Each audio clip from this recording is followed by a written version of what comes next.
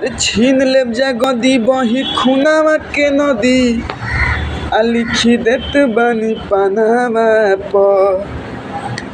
छीन लेब जा गदी बही खूनावा के नदी आ लिखी देत बानी पानावा पर।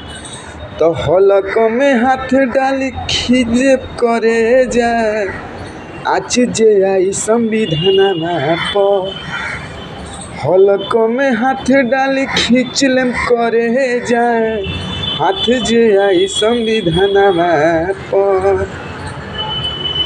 छीन लेब जा गदी बही खूनावा के नदी लिखी देत बानी पानावा पर।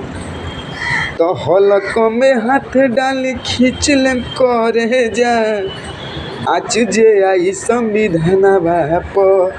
हलक में हाथ डाली खींच लेम करे जाए आज जे आई संविधानमा पर।